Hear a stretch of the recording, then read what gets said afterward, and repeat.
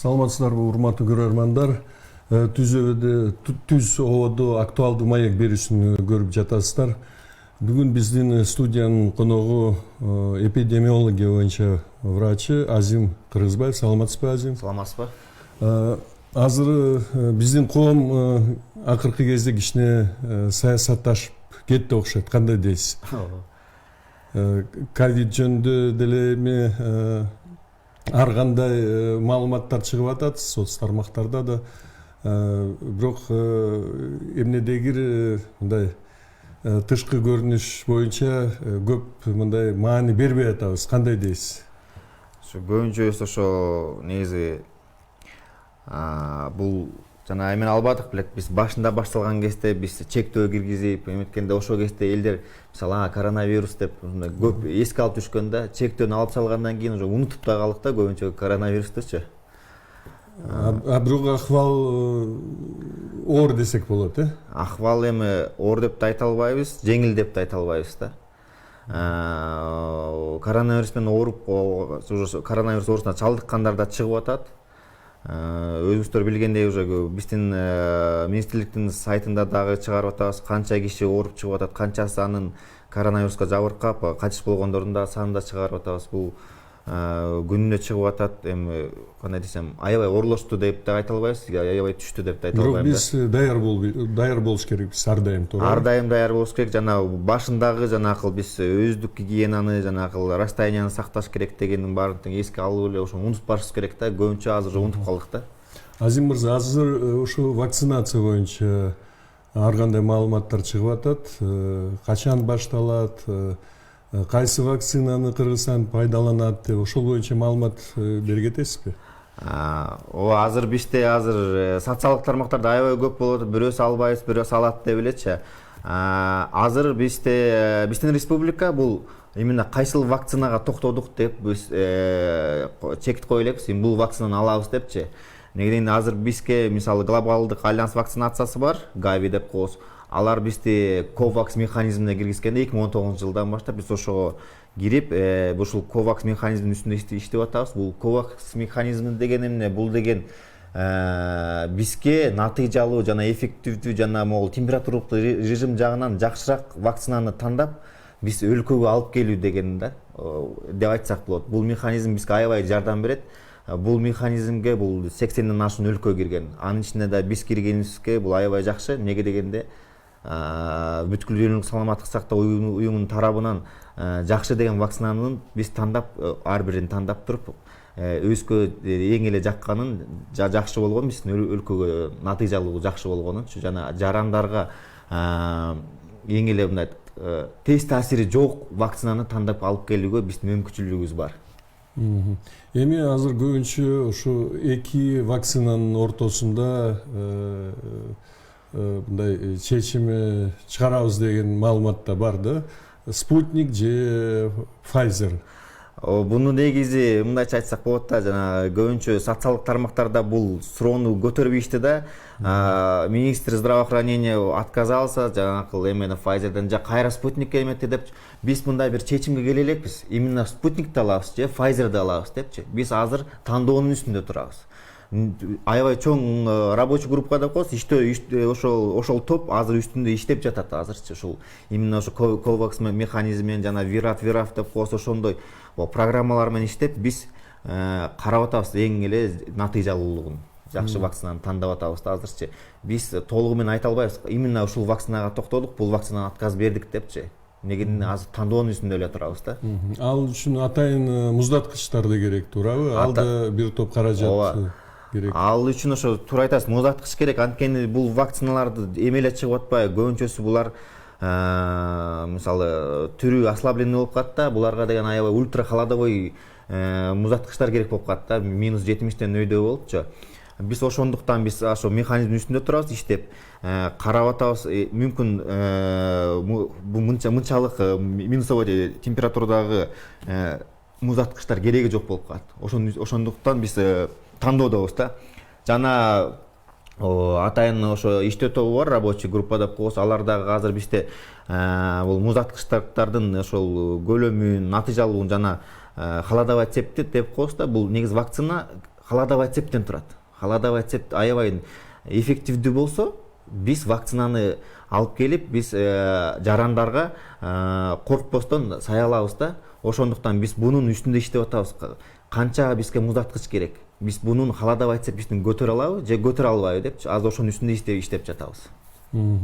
Урматтуу көрөрмандар, эгерде суроолор же комментарийлер болсо, биздин WhatsApp номерге жазсаңыз болот. 0706 580 555 номеруна. Бизге суроолор да келе баштады. Биз эмдөө менен убакыт чоготкон жокпузбу деп сурап атат. Турсунов А дейт. Биз эмдөө деген бул аябай бул өтө маанилүү нерсе да. Эрте шашкан дагы болбойт эмдөөдөн. Неге деген кезде көп вакциналар азыр жаңадан иштелип атат жана эффективдүүлүгү азыр каралып жатат бул бүткүл дүйнөлүк саламаттык сактоо уюмунанчы. Ошондуктан биз шашып, бир вакцинаны алып, андан биз побочный реакциясы же дагы бир башка нерсеси болуп кетишин биз каалабайбыз. Ошондуктан биз эч шашпашыбыз керек. Кеңири тандап, эң эле жакшысын тандап алышыбыз керек. Кандай болсо дагы, анткени бул жерге деген бизге бул вакциналар бекер келбейт да. Биз миллион деген акчаларды коротобуз да. Анан азыр биздин республиканын финансовый жагын байкап туруп дагы анан биз жөн эле асманга чачпашыбыз керек. Биз ошондуктан эффективдүүсүн караш керек. Мисалы менин жеке оюм бул биз эч качан биз муну убакыттан уттурган жокпуз. Биз наоборот биз жакшы кылып атабыз да, эң жакшысын тандап алып келгенге аракет кылганыбызчы. Анткени эми ар кандай маалыматтар боюнча март-апрель айында Кыргызстанда ошо акыбал өтө эле оор болот деген маалымат жок эмес да. Буга кандай карайсыз? Балким ошол себептен биздин жарандар эртерээк эмдөөдөн өтсөкпү деп турушат да. Ооба, биздин жарандар түшүнүп турам. Анткени деген өткөн жылы бизге көрсөтүп койду да кандай экенин. Ал кезде мисалы жалгыз эле биздин өлкөдө эмес, бүткүл ошо дүйнөдө кандай ситуация болду да. Ошондо алар деле кооптонуп турат, биздин жарандар дүйнө жүзүндөгү элдин баары эле кооптонуп турат, качан ушундай эффективдүү вакцина чыгат, качан вакцинация баштайбыз депчи. Туура, ал деле бир чети туура, бирок биз эч шашпашыбыз керек вакцинаны тандоодо. Жана бул эми апрель-март деп атабыз, бирок азыр бизге уже сабак болду. Биз өткөндө уже мисалы 2019-жыл кандай кылып бул оору менен күрөшүш керек дегенди уже байкадык. Азыр клиник протоколдорго жазалган кандай кылып эффективдүү күрөшсөк болот депчи. Ошондуктан биз кандай болсо дагы шашпай турушубуз керек жана биз баарына даярбыз, буюрса. Анын үстүнө Англиядан ковиддин жаңы формасы мына акырындан басып келатат. Башка өлкөлөрдө деле биз көрүп атабыз. Ага да даяр болуш керекпиз, туурабы? Биз ага да даяр болуш керек, аны да көрүш керек. Ошондуктан биз азыр деген жалгыз эле бул ковид вакцинасынын үстүндө иштеп эмес биздин министрликчи. Биз именно ошол жаңыл штаммы да келатат деп, аны дагы биз укканбыз уже. Ага дагы биз өзүбүздүн механизмдерибизди түзүп атабыз. Кандай кылып токтотсок болот, кандай кылып ийсек болот депчи. Уже бизде министрликте мындайча айтканда күнү түнү менен уже уйку жок, биз иштеп атабыз да. Ушул пандемия башталгандан бери. Рабочий группалар бар, эксперттер бар, бунун үстүндө иштеп биз элдин дөнсөгүн ойлоп уже иштеп жатабыз. Мындай ага да даярбыз да, буюрсачы. Ковиддин жаңы толкуну ушу март-апрелде келет дегенге кандай көз карашыңыз бар? Эми бул ар кайсыл источниктерде, мисалы булактарда бул ар кандай да айтып атышат, март-апрелде дейт. Буну эгер биз болсо жанакы өздүк гигиенаны сактап, жана биздин мисалы министрлик тарабынан айткан кеңештерди колдонсок, буну андан деле өтүп кетебиз. Неге дегенде байкадык го, ошол мисалы колду жууп, дистанцияны сактап, жанагындай той топурларды азайтканда канча кыйла азайды да бул оору дагычы. Биз дагы эле буну унутпай, эгер ошону кармап турсак, биз болсо анда бул март-апрелдерде анчалык пикке көтөрүлбөшү да мүмкүн. Биз болсо ушул эле уровень менен өтүп, вакцина келгенин күтүп алып, вакцинада андан кийин алып, бул оору менен кош айтсак болот да, мындайча айтканда. Бул эми өзүбүздөн болот. Өзүбүздөн болот. Эгерде биз министрлик тарабынан айтылган сунуштарды укпай четке какчы болсок, анда жалгыз эле ковид эмес, башка оору деле күчөп кетиши мүмкүн да. Капель инфекциялар көп да, бул жалгыз эле ковид эмес да, бул жердечи азыр. Кышында грипп да Грипп болот, көр болот, мисалы 2015-жылы, 2018-жылдар көрө дагы болгондо, булар деле капель инфекциялар, бул дагы дистанция жанагыдай эле колду жуудан зависеть этишет да. Уважаемые телезрители, наша передача проходит на 2 языках. Вы можете оставлять свои вопросы и комментарии на наш WhatsApp номер, который вы видите на своих экранах, 0706 580 555. К нам уже поступают вопросы, и наш постоянный телезритель Парамеев Юрий спрашивает, когда начнется вакцинация? Вакцинация начнется тогда, когда мы уже определимся вакциной. Сейчас мы над этим работаем. Сейчас то есть получается идет большая работа при выборе определенной вакцины. Сейчас у нас есть механизм COVAX, и в этом механизме у нас есть около 9 претендентов, точнее 9 портфолио вакцин. Сейчас мы выбираем из них, какая наиболее эффективна для нас, для нашей страны, и финансовая, а также и в холодовой цепи, какая наиболее эффективная. И мы как только мы это выберем и дадим заявку, мы уже начнем вакцинацию. Хотя вице-премьер-министр Эльвира Сорабалдиева уже заявила, что не раньше июня 2021 года поступит вакцина, и только после этого начнется вакцинация. Да, в принципе, Эльвира Жаргалбековна тоже права, так как мы сейчас мы работаем над этим механизмом, мы еще не определились, еще могут и вот это портфолио вакцин, может это еще туда может еще добавиться еще несколько вакцин, может и 10, может и 20. Мы из них выберем самую эффективную. Как только мы выберем эффективную и в холодовой цепи, а также и в эффективности вакцин, то мы можем уже начать уже прививать. Мы не знаем, может и июнь, может и май. Ну, видимо, она сказала предположительно, да, что предположительно, да, это уже предположительно, мы пока не знаем. То есть с этим торопиться тоже нельзя, да? Да, конечно, это же вакцина, она, понимаете, тут нельзя торопиться, тут надо тщательно выбирать.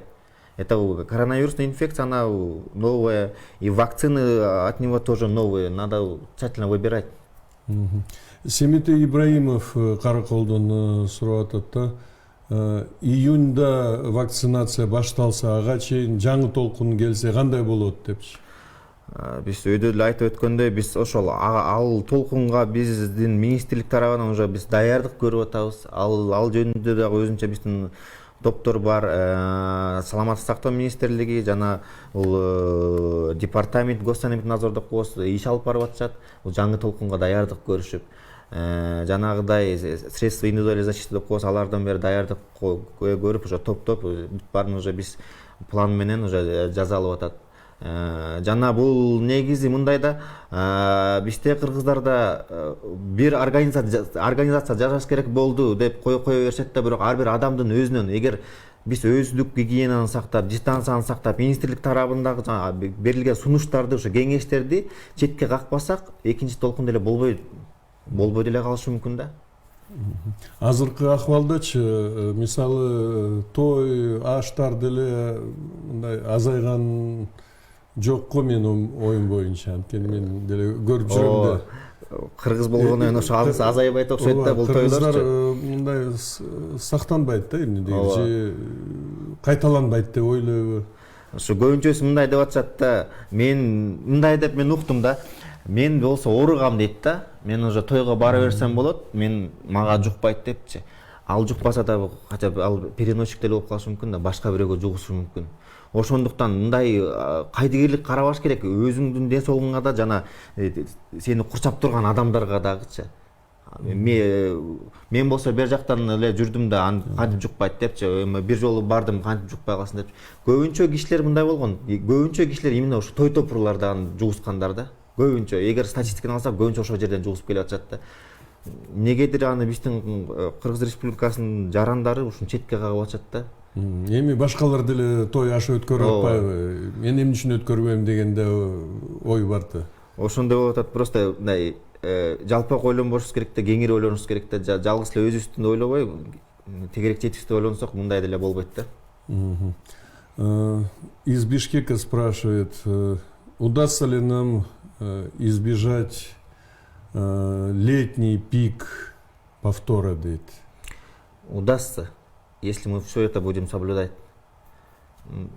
Все эти меры, которые вот ранее уже говорилось Министерством здравоохранения, если мы будем соблюдать дистанцию, личную гигиену, то это удастся. Но и Министерство здравоохранения тоже вот сейчас готовится на все, и на пик, и у нас уже разработан план. Мы идем по этому плану. Анан Кыргызстан Орусия менен мамилебиз өтө тыгыз, көп жылдан бери. Биякта саясат мындай өзүнүн ролун ойнобойбу вакцинаны тандаганда? Жок, саясат өзүнүн ролун ойнобойт. Анткени дегенде, мисалы биз кандай дагы Россия менен дос болсок дагы, биз өзүбүздүн ошо өлкөдө жашаган жарандарды ойлошубуз керек. Биз ошо жарандарды ойлоп, эффективдүү вакцинаны тандап атабыз. Эгер андай болсо, мисалы Россия вакцинаны эч агы ала баштаганда, эмдей баштаган бул вакцинасы мененчи, анда биз ошондой эле алып келмекпиз да. Эгер мындай достукту ойлосокчу. Азыр ошондуктан биз өзүбүздүн жарандарды ойлогон үчүн биз турабыз да, жакшы вакцинаны ошо тандай албайчы. Кайсынысы мүмкүн дагы жакшысы чыгып калат депчи. Бизге эң эле жакшысы керек да, эмнеге дегенде вакцинадан да побочныйлар болот да. Анткени бул жаңы вакцина, буга чейин чыккан эмес да. Бул чыкканы көп болсо биз мындайча орто эсеппен алсак 1 жыл да. 1 жылдын ичинде чыккан вакцинанын ошол побочный проявлениясы кандай, эффективдүүлүгү кандай да. Главный бизге эффективдүүлүк да. Бул мындайча айтканда, көбүнчө окумуштуулар айтып атат, биз коронавирус менен жашашыбыз керек депчи. Коронавирус менен жашаш үчүн эмне керек? Бизге вакцина керек. Значит, ошол вакцинанын бизге эффективдүүлүгү керек да. Биз ошону тандап атабыз да. Есть такое мнение, дейт биздин жараныбыз, что кыргызстанцам больше подходит российская вакцина, исходя из географии, климатических условий, дейт. Ну, от климатических условий, а также географических расположений вакцина не влияет, да? Не влияет. Это влияет тот штамм, который именно содержится в вакцине, а также и эффективность вакцины. Ну, вот таких мнений сегодня в соцсетях очень много, да. Не только вот такого рода, причем очень много вот информации, которая в искаженном виде преподносится. Вы как-то вот работаете в этом направлении тоже, в соцсетях, разъяснительная работа? Да, Министерством здравоохранения уже идет работа над этим, над фейками, можно сказать. Многие вот в социальных сетях вот берут контекст, допустим, какого-то чиновника или какого-то врача, контекст, и искажает информацию. То, что вот он так сказал, она так сказала, почему вот так, и вот делает какой-то вот, извините за выражение, сырбор, да, ажиотаж делает. Но я хочу вот гражданам нашей республики сказать, не надо верить фейкам, которые вот пишутся в социальных сетях. Лучше переспросить у нас, позвонить, либо в страничку зайти на нашего Министерства здравоохранения. В социальных сетях есть, в Фейсбуке есть, в Инстаграме есть, а также у нас есть сайт, можно там узнать официальную вот и достоверную информацию. То есть ваша пресс-служба в этом направлении работает, наша но мне кажется, им нужно это делать активнее и отвечать сразу вот подобным слухам. Наша пресс-служба уже днями и ночами работает. Уже. Они каждый раз готовят пресс-релизы, ответы на такие вот фейки, на такие вот вопросы. Вот. Мы ведем работу. Вакцинация башталганда, июньда башталабы, же андан эрте башталабы, эми муну да көрөбүз. Бекер болобу же бардык мындай социалдык жарандарга карата болобу? Бул биздин вакциналар бекер болот. Алып келгендечи биз негизи бизде бул 3 этап менен берген табызда бул вакцинанчы. биринчи этабында кимдер кирет? Бул баягы эле мындай социально уязвимый деп коебуз да, медиктер кирет. Биринчи анткени биздин медиктер биринчи ошол жерде жүрүшпөйбү, ошо медиктер кирет, социальный работниктер кирет, работник МВД кирет. Андан кийин уже кийинки этапка пожилойлор деп коебуз, 65тен өйдө депчи. Биз уже бул этаптарды уже биз рабочий группа менен жаза алган, бул этаптар. Биринчи кимди прививать этебиз, экинчи кимди, үчүнчү кимди депчи. Бунун баары бекер болот. Жана көбүнчүлөр айтып атышат социалдык тармактардачы принуждать этет вакцинацияга депчи. Бул андай эмес. Ар бир жарандын өз эрки вакцинация алабы же албайбы депчи. Жада калса, мисалы, кээ бирлер айтышат, менин апам дагы медик, аларды да принуждать этет депчи. Андай эмес. Бул ар бир адамдын, ар бир жарандын өз эрки алабы же албайбы. Будет ли вакцинация доступна всем, дейт? Мне кажется, если государство будет закупать определенную вакцину, то, наверное, будут рассчитывать, чтобы охватить всех жителей, да, без исключения. Мы и специально для этого разрабатываем план развертывания. В первую очередь, кого будем прививать, в вторую очередь, кого, в третью очередь, кого. Мы уже разработали план, и как только мы определимся вакциной, мы уже начнем прививать. И вакцинация будет доступна населению. Повторите, пожалуйста, на русском языке насчет платной или бесплатной вакцинации, потому что вот такие вопросы повторяются на русском языке. Когда мы вот определимся вакциной, и когда мы привезем нашу республику, вакцинация будет бесплатная. Мы разработали план развертывания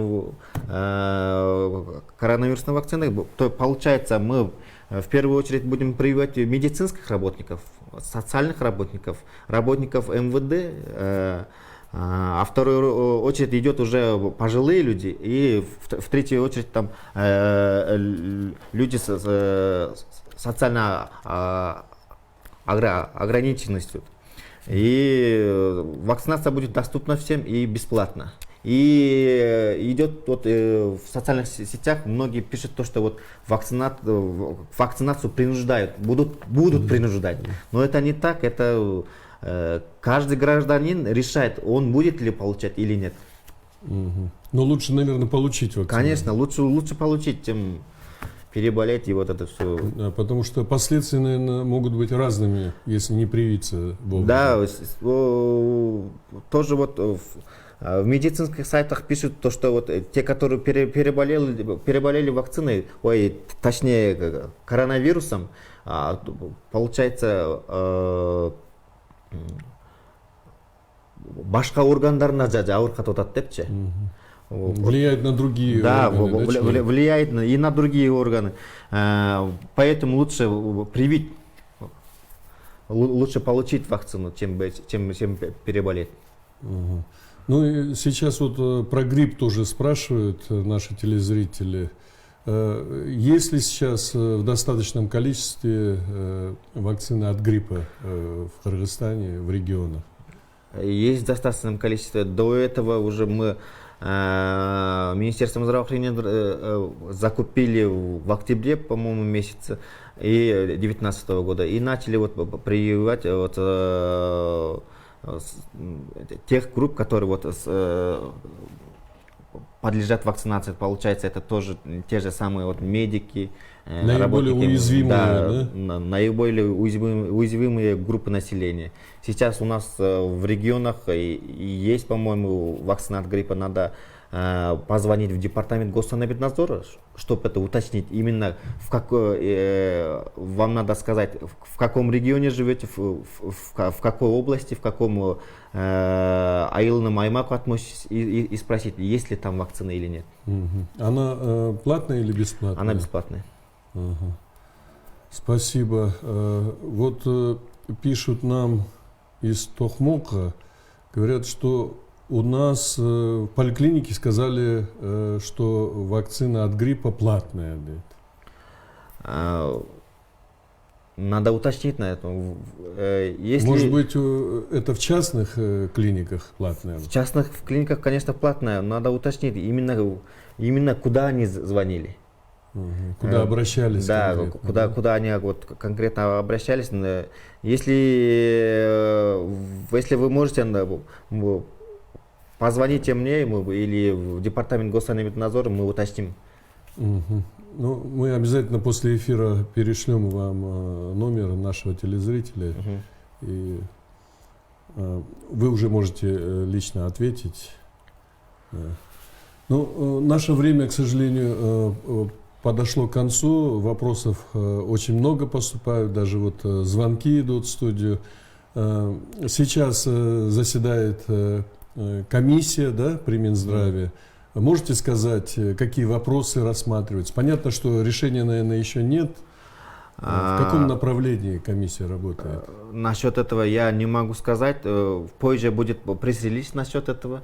И мы официально на нашем сайте вот все напишем туда. Ну, мы обязательно еще раз пригласим вас в студию через определенное время, потому что очень много вопросов, очень много противоречивой информации, как в соцсетях, так и среди населения. И мне кажется, людям нужно обязательно доводить объективную, официальную информацию, чтобы вот избежать различных кривотолков. Урматтуу көрөрмандар, ушуну менен биздин берүүбүз соңуна чыкты. Бүгүн биздин студиянын коногу Азим Кыргызбаев, эпидемиология боюнча врачы катышты. Сизге чоң ыраазычылык билдиребиз. Урматтуу көрөрмандар, силер менен эмки берүүлөргө чейин коштошобуз.